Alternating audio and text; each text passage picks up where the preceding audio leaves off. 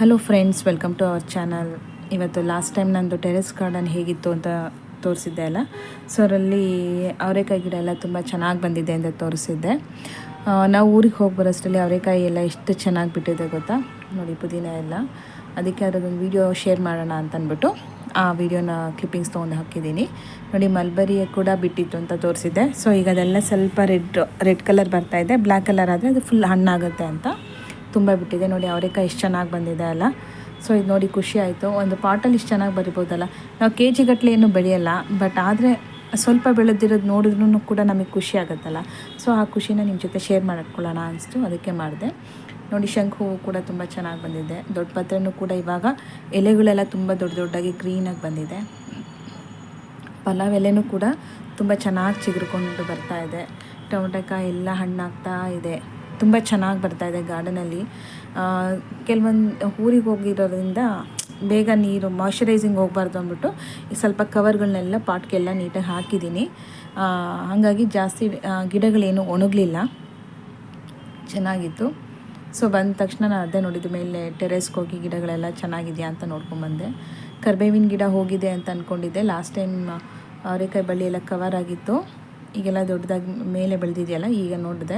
ಕರ್ಬೇವಿನ ಗಿಡನೂ ಕೂಡ ತುಂಬ ಚೆನ್ನಾಗಿ ಬಂದಿದೆ. ಬಸಳೆ ಸೊಪ್ಪು ಚೆನ್ನಾಗಿ ಬರ್ತಿದೆ ಇವಾಗ. ಅದರಲ್ಲೂ ಕೂಡ ಸೀಡ್ಸ್ ಎಲ್ಲ ಆಗ್ತಾ ಇದೆ. ನೋಡಿ, ಇಲ್ಲೂ ಅವರೆಕಾಯಿ ಗಿಡ ಬಂದಿದೆ. ಎಷ್ಟು ಚೆನ್ನಾಗಿ ಎಲ್ಲೆಲ್ಲೂ ಅವರೆಕಾಯಿಗಳು ತುಂಬ ಚೆನ್ನಾಗಿ ಗೊಂಚಲು ಬಂದಿದೆ. ಅದು ನೋಡೋಕ್ಕೆ ಒಂಥರ ಖುಷಿ ಆಗುತ್ತೆ. ಎಷ್ಟೋ ಸರಿ ನಾನು ಹೇಳಿಲ್ವಾ, ಪುದೀನ ಸೊಪ್ಪು, ಕರ್ಬೇವಿನ ಸೊಪ್ಪು ಸಾರಿಗೆ ಹಾಕ್ಬೇಕಾದ್ರೆ ಅರ್ಜೆಂಟಿಗೆ ಇರೋದೇ ಇಲ್ಲ. ಸೊ ಈ ಥರ ನಾವೇನಾದ್ರು ಪಾಟಲ್ಲಿ ಬೆಳ್ಕೊಂಡಿದ್ರೆ ಎಮರ್ಜೆನ್ಸಿಗೆ ಬೇಕಾಗತ್ತೆ. ಡ್ರ್ಯಾಗನ್ ಫ್ರೂಟು ಅಷ್ಟೇ, ಇದು ರೀಪಾಟಿಂಗ್ ಮಾಡೋಕ್ಕೆ ಟೈಮೇ ಆಗ್ತಾಯಿಲ್ಲ. ಬರೀ ಹಿಂಗೆ ಹಬ್ಬ ಬಂತು, ಊರಿಗೆ ಹೋಗೋದು, ಮಕ್ಕಳಿಗೆ ಎಕ್ಸಾಮ್ಸು ಟೆಸ್ಟು ಏನೋ ಇರುತ್ತೆ, ಅದು ಪ್ರಿಪೇರ್ ಮಾಡೋದು ಹೀಗೆ ಆಗುತ್ತೆ. ನೋಡಿ ಎಷ್ಟು ಚೆನ್ನಾಗಿದೆ ಎಲ್ಲ. ಟೆರೆಸ್ ಗಾರ್ಡನ್ ಎಲ್ಲ ತುಂಬ ಚೆನ್ನಾಗಿ ಬಂದಿದೆ. ನೋಡಿ, ಈ ಅವರೆಕಾಯಿ ಎಲ್ಲ ನೋಡೋಕ್ಕಂತೂ ನನಗೆ ತುಂಬ ಖುಷಿಯಾಗೋಯಿತು. ಎಲ್ಲೆಲ್ಲಿ ನೋಡಿದ್ರು ಅವರೆಕಾಯಿ ಗೊಂಚಲು ಬಿಟ್ಟಿದೆ. ನೋಡೋಣ, ಕಾಯಿ ಬಿಟ್ಟಾಗ ಹಾರ್ವೆಸ್ಟಿಂಗ್ ಟೈಮಲ್ಲಿ ತೋರಿಸ್ತೀನಿ ವಿಡಿಯೋ ಮಾಡಿ. ಅಂದರೆ ನಾವು ತುಂಬ ಜಾಗ ಬೇಕಿಲ್ಲ. ನಾವು ಇಷ್ಟಪಟ್ಟಿರೋ ಪ್ಲ್ಯಾಂಟ್ಗಳನ್ನೆಲ್ಲ ಹಾಕೋಕ್ಕೆ ಸ್ವಲ್ಪ ಜಾಗದಲ್ಲೇ ಕೂಡ ನಾವು ಹಾಕೋಬೋದು. ನನಗೂ ಕೆಲವೊಂದು ಸರಿ ಇಷ್ಟೊಂದು ಗಿಡಗಳೆಲ್ಲ ಹಾಕೋಕ್ಕಾಗತ್ತಾ ಹೆಂಗೆ ಅಂತ ಡೌಟ್ ಇತ್ತು. ಹಾಕಿದ್ಮೇಲೆ ಅದೆಲ್ಲ ಚೆನ್ನಾಗಿ ಬರ್ತಾಯಿದೆ. ಸುಮ್ಮನೆ ಹಾಕೋದಲ್ಲ, ಅವನ್ನ ಚೆನ್ನಾಗಿ ನೋಡ್ಕೋಬೇಕು ಕೂಡ. ಸೊ ಅದಕ್ಕೆ ಈ ವಿಡಿಯೋ ಶೇರ್ ಮಾಡ್ತಾಯಿದ್ದೀನಿ. ಇನ್ನೂ ಟ್ರಿಪ್ಗೆ ಹೋಗಿರೋ ವೀಡಿಯೋನ ಎಡಿಟ್ ಮಾಡ್ತಾಯಿದ್ದೀನಿ. ಸ್ವಲ್ಪ ಟೈಮ್ ಆಗುತ್ತೆ. ಸೊ ಇದು ಹಳೆ ಕ್ಲಿಪ್ಪಿಂಗ್ಸ್ ಇರೋದೆಲ್ಲ ವೀಡಿಯೋಸ್ ಮಾಡಿರೋದನ್ನೆಲ್ಲ ಇವಾಗ ಅಪ್ಲೋಡ್ ಮಾಡ್ತಾಯಿದ್ದೀನಿ ಕೆಲವೊಂದು. ಹಂಗಾಗಿ ಅದು ಸ್ವಲ್ಪ ಟೈಮ್ ಹಿಡಿತಾ ಇದೆ. ಏಕೆಂದರೆ ಫೋನಲ್ಲಿ ಮೆಮೊರಿ ಕೂಡ ಸ್ವಲ್ಪ ಕಮ್ಮಿ ಇದೆ. ಅದನ್ನೆಲ್ಲ ರಿಮೂವ್ ಮಾಡಬೇಕು. ಡಿಲೀಟ್ ಮಾಡೋಕ್ಕೆ ಮನಸ್ಸಾಗಲಿಲ್ಲ. ಸೊ ಅದಕ್ಕೆ ಹಳೇದು ಕೆಲವೊಂದು ಅಡುಗೆ ಕ್ಲಿಪ್ಪಿಂಗ್ಸು ವೀಡಿಯೋಸ್ ಎಲ್ಲ ಮಾಡ್ಕೊಂಡಿದ್ದೆ, ಹಾಕೋಕ್ಕಾಗಲಿಲ್ಲ, ಟೈಮ್ ಇರಲಿಲ್ಲ. ಸೊ ಹಾಗಾಗಿ ಇವಾಗ ಅದನ್ನು ಹಾಕ್ತಾಯಿದ್ದೀನಿ. ನೋಡಿ, ಇವತ್ತು ಬೆಂಡೆಕಾಯಿ ತೊವೆ ಮಾಡಿದೆ. ಸೊ ಅದು ವೀಡಿಯೋಸ್ ಹಾಕ್ತಿದ್ದೀನಿ. ಇವತ್ತು ಅಂದರೆ ಈಗ ಆಲ್ರೆಡಿ ತುಂಬ ದಿನವೇ ಆಗಿತ್ತು ಮಾಡಿ, ವೀಡಿಯೋ ಮಾಡಿ ಇಟ್ಕೊಂಡಿದ್ದೆ, ಹಾಕೋಕ್ಕಾಗಿರಲಿಲ್ಲ ಅಷ್ಟೇ. ನೋಡಿ, ಇದಕ್ಕೆ ಅರ್ಧ ಕಪ್ಪು ತೊಗರಿಬೇಳೆನ ಹಾಕ್ಕೊಂಡಿದ್ದೀನಿ. 1-1.5 ಸ್ಪೂನಷ್ಟು ಹೆಸರು ಬೇಳೆ ಹಾಕ್ಕೊಂಡಿದ್ದೀನಿ. ಎಲ್ಲ ನೀಟಾಗಿ ವಾಶ್ ಮಾಡಿಕೊಂಡು 1 ಟೊಮೆಟೊನ ಹಾಕ್ಕೊಂಡಿದ್ದೀನಿ ಕಟ್ ಮಾಡಿ. ತುಂಬ ಚೆನ್ನಾಗಿರುತ್ತೆ, ಒಂದ್ಸರಿ ಟ್ರೈ ಮಾಡಿ ನೋಡಿ. ಇದಕ್ಕೆ ಸ್ವಲ್ಪ ಉಪ್ಪು ಹಾಕ್ಕೊಳ್ಳೋಣ, ಸ್ವಲ್ಪ ಅರಿಶಿನ ಹಾಕಿ, ನೀರು ಸ್ವಲ್ಪ ಕಮ್ಮಿನೇ ಹಾಕ್ಕೊಳ್ಳಿ. ಇದು ಎಷ್ಟು ಸಾಂಬಾರು ತುಂಬ ತಿಕ್ಕಾಗಿ ಬರುತ್ತೋ ಅಷ್ಟು ಟೇಸ್ಟಿಯಾಗಿರುತ್ತೆ. ನಾನು ಬೇಳೆ ಬೇಯುವಷ್ಟು ನೀರನ್ನು ಮಾತ್ರ ಹಾಕ್ಕೊಂಡಿದ್ದೀನಿ. 2-3 ವಿಷಲ್ ಸಾಕಾಗುತ್ತೆ. ನೋಡಿ, 2-3 ವಿಷಲ್ ಹಾಕ್ಕೊಂಡಿದ್ದೀನಿ. ಬೆಂಡೆಕಾಯಿನ ನಾನು ವಾಶ್ ಮಾಡ್ಕೊತಾ ಇದ್ದೀನಿ. ಸೊ ಕೆಲವರು ಬೆಂಡೆಕಾಯಿನ ವಾಶ್ ಮಾಡಿ, ಒಣಗಿಸಿ, ಒರೆಸಿ, ಕಟ್ ಮಾಡಿ ಹಾಕ್ತಾರೆ. ಸೊ ನಾನು ಹಂಗೇನು ಮಾಡಲ್ಲ. ಆವಾಗಲೇ ವಾಶ್ ಮಾಡಿ ಆವಾಗಲೇ ಕಟ್ ಮಾಡಿ ಹಾಕ್ಬೋದು. ಏನು ಅಷ್ಟು ಅಂಟು ಬರಲ್ಲ. ನಾವು ಅದನ್ನು ಫ್ರೈ ಮಾಡೋದ್ರಿಂದ ಅಂಟೆಲ್ಲ ಹೊರಟೋಗುತ್ತೆ. ನೋಡಿ, ಫಸ್ಟು ಆ ತೊಟ್ಗಳನ್ನೆಲ್ಲ ನೀಟಾಗಿ ಬಿಡಿಸ್ಕೋಬೇಕು. ಆಮೇಲೆ ಹಿಂಗೆ 4 ಪೀಸಸ್ ಆಗಿ ಕಟ್ ಮಾಡ್ಕೋಬೇಕು. ಸೊ ಮಾಡಿ ಸಣ್ಣದಾಗಿ ಎಲ್ಲ ಬೆಂಡೆಕಾಯಿನೂ ಒಂದೇ ಸಾರಿ ಇಟ್ಕೊಂಡೆಲ್ಲ ಕಟ್ ಮಾಡ್ಕೋಬೇಕು. ಮಾಡ್ಕೊಂಡಾದಮೇಲೆ ಒಂದು ಬಾಣಲಿನಲ್ಲಿ ಸ್ವಲ್ಪ ಎಣ್ಣೆ ಹಾಕ್ಕೊಳ್ಳೋಣ.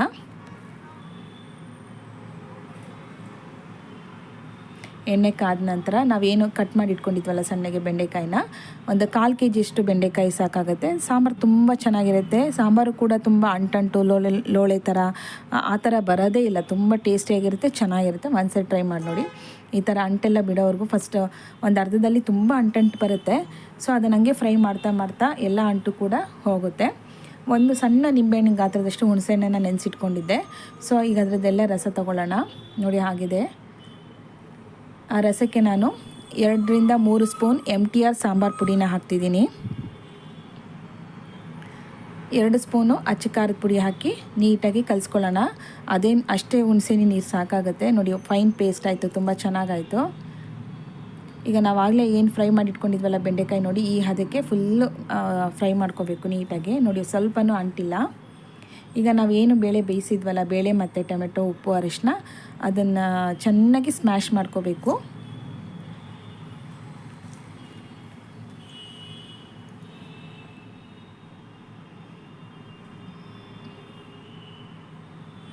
SSP ಹಿಂಗು ತುಂಬ ಸ್ಟ್ರಾಂಗ್ ಇರುತ್ತೆ. ಸೊ ಹಾಗಾಗಿ 3 ರಿಂದ 4 ಕ್ರಿಸ್ಟಲ್ ಹಾಕ್ಕೊಂಡ್ರೆ ಸಾಕು, ಹರಳು ಹಾಕ್ಕೊಂಡ್ರೆ ಸಾಕು.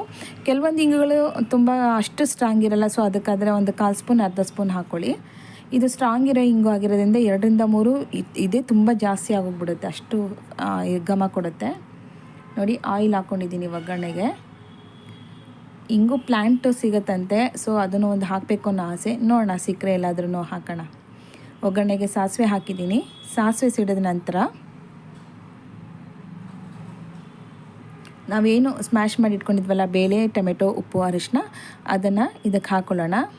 ಸ್ಮ್ಯಾಶ್ ಮಾಡಬೇಕಾದ್ರೆ ನಾವು ಹಿಂಗು ಹಾಕ್ಕೊಂಡಿದ್ವಿ. ಒಗ್ಗರಣೆಗೆ ನಾನು ಹಾಕ್ಕೊಂಡಿಲ್ಲ, ಬೇಳೆ ಜೊತೆಗೆ ಹಾಕ್ಕೊಂಡಿದ್ದೀನಿ. ನಾನು ಆಗಲೇ ಏನು ಫೈನ್ ಪೇಸ್ಟ್ ಮಾಡಿ ಇಟ್ಕೊಂಡಿದ್ನಲ್ಲ, MTR ಸಾಂಬಾರು ಪುಡಿ, ಹುಣಸೆಹಣ್ಣಿನ ರಸ ಹಾಗೂ ಖಾರದ ಪುಡಿ, ಅದನ್ನು ಹಾಕಿ ಎಲ್ಲ ಚೆನ್ನಾಗಿ ಮಿಕ್ಸ್ ಮಾಡ್ಕೊಳ್ಳೋಣ ಬೇಳೆ ಕಟ್ಟಿನ ಜೊತೆಗೆ. ನೋಡಿ ಕಲರ್ ಹೇಗೆ ಚೇಂಜ್ ಆಗ್ತಾ ಇದೆ. ನ್ಯಾಚುರಲ್ ಕಲರ್, ಇದಕ್ಕೆ ಯಾವುದೇ ಕಲರ್ ಬೇಡ, ಏನು ಬೇಡ. ಟೇಸ್ಟು ಕೂಡ ತುಂಬ ಚೆನ್ನಾಗಿರುತ್ತೆ, ಕ್ವಿಕ್ ಆಗಿರುತ್ತೆ, ಡಿಫ್ರೆಂಟ್ ಆಗಿರುತ್ತೆ. ಯಾವಾಗಲೂ ಒಂದೇ ಥರ ಸಾಂಬಾರು ಮಾಡ್ಕೊಳ್ಳೋದಕ್ಕಿಂತ ಇದು ಚೆನ್ನಾಗಿದೆ. ನೋಡಿ ಜಾಸ್ತಿ ನೀರೇನು ಹಾಕಿಲ್ಲ.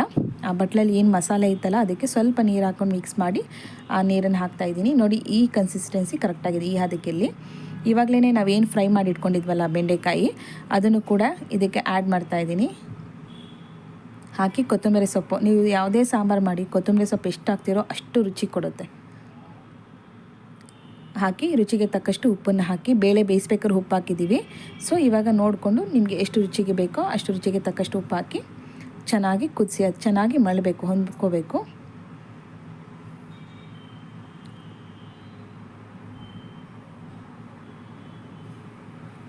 ನೋಡಿ ಈ ಥರ ಚೆನ್ನಾಗಿ ಮಳಬೇಕು. ಇವಾಗ ಸಾಂಬಾರು ಆಗಿದೆ. ನೋಡಿ ಎಷ್ಟು ಅದು ಮಳೆದಾಗ ಒಂಥರ ಡೈಲ್ಯೂಟ್ ಆಗಿರುತ್ತೆ. ತುಂಬ ತಣ್ಣಗಿದ್ದಾಗ ಅದು ತುಂಬ ತಿಕ್ಕಾಗಿ ತುಂಬ ಗಟ್ಟಿಯಾಗಿರುತ್ತೆ ಸಾಂಬಾರು. ನೀವು ಬಿಸಿ ಮಾಡಿದ ತಕ್ಷಣ ಹಾಗೆ ಮೆಲ್ಟಾಗಿರುತ್ತೆ. ಈ ಥರ ಬಿಸಿ ಬಿಸಿ ಅನ್ನ, ಸಾಂಬಾರು, ಹಪ್ಪಳ, ಉಪ್ಪಿನಕಾಯಿ, ಬಾಳೆಕಾಯಿ ಪಲ್ಯ ಮಾಡಿದ್ದೆ. ಸೊ ಅದನ್ನು ಹಾಕ್ತಿದ್ದೀನಿ. ಅದರ ರೆಸಿಪಿನೂ ಕೂಡ ಇನ್ನೊಂದಿನ ಶೇರ್ ಮಾಡ್ಕೋತೀನಿ. ಬಿಸಿ ಬಿಸಿ ಅನ್ನ, ಸಾಂಬಾರು, ಇದಕ್ಕೊಂದು ಸ್ವಲ್ಪ ತುಪ್ಪ ಹಾಕ್ಕೊಂಡು ತಿಂತಾರೆ, ತುಂಬ ಚೆನ್ನಾಗಿರುತ್ತೆ. ಇದಕ್ಕೆ ನಾವು ಜಾಸ್ತಿ ಸಾಂಬಾರು ಹಾಕೋಬೇಕಂತ ಏನಿಲ್ಲ, ಸ್ವಲ್ಪ ಸಾಂಬಾರು ಹಾಕ್ಕೊಂಡ್ರೂ ಫುಲ್ ಚೆನ್ನಾಗಿರುತ್ತೆ. ನೋಡಿ ಈ ಥರ ಸಾಂಬಾರು ಹಾಕ್ಕೊಂಡು ಸ್ವಲ್ಪ ತುಪ್ಪ ಹಾಕ್ಕೊಂಡ್ರೆ ತುಂಬ ಚೆನ್ನಾಗಿರುತ್ತೆ. ಈ ವಿಡಿಯೋ ನಿಮಗೆ ಇಷ್ಟ ಆದರೆ ದಯವಿಟ್ಟು ಲೈಕ್ ಮಾಡಿ, ಶೇರ್ ಮಾಡಿ, ಕಮೆಂಟ್ ಮಾಡಿ, ಸಬ್ಸ್ಕ್ರೈಬ್ ಮಾಡಿ. ಏನಾದ್ರು ಕಮೆಂಟ್ ಇದೆ ಕಮೆಂಟ್ ಮಾಡಿ ತಿಳಿಸಿ. ಇನ್ನು ಮುಂದೆ ಒಳ್ಳೊಳ್ಳೆ ವೀಡಿಯೋಗಳು ಬರುತ್ತೆ ಕೂಡ, ಅದನ್ನು ಕೂಡ ಶೇರ್ ಮಾಡ್ತೀನಿ. ಏನಾದ್ರು ಫೀಡ್ಬ್ಯಾಕ್ ಕೊಡಬೇಕು ಅಂತ ಅನಿಸಿದ್ರು ಕೂಡ ಅಲ್ಲಿ ನೀವು ಟೈಪ್ ಮಾಡಿ ಕಮೆಂಟ್ ಮಾಡಿ ತಿಳಿಸ್ಬೋದು. ಲೈಕ್ ಮಾಡಿ. ಎಷ್ಟೋ ಜನ ವೀಡಿಯೋಸ್ ನೋಡ್ತೀರಾ, ಲೈಕ್ ಮಾಡೋಕ್ಕೆ ಹೆದರ್ಕೋತೀರಾ. ಅಲ್ಲಿ ತಮ್ಮ ಇಂಪ್ರೆಷನ್ ಕೊಟ್ಟಿರ್ತಾರಲ್ಲ, ಅಲ್ಲಿ ಹಾಕಿದ್ರೆ ಲೈಕ್ ಇರುತ್ತೆ. ಸೊ ಲೈಕ್ ಮಾಡಿ. ಏನಾದ್ರು ಸಜೆಷನ್ ಕೊಡಿ. ಬೇರೆಯವ್ರಿಗೂ ಕೂಡ ನನ್ನ ಚಾನಲ್ ಬಗ್ಗೆ ಸ್ವಲ್ಪ ರೆಫರ್ ಮಾಡಿ. ಈ ವಿಡಿಯೋ ಇಷ್ಟ ಲೈಕ್ ಮಾಡಿ, ಶೇರ್ ಮಾಡಿ, ಕಮೆಂಟ್ ಮಾಡಿ, ಸಬ್ಸ್ಕ್ರೈಬ್ ಮಾಡಿ. Thank you friends. Thank you for watching.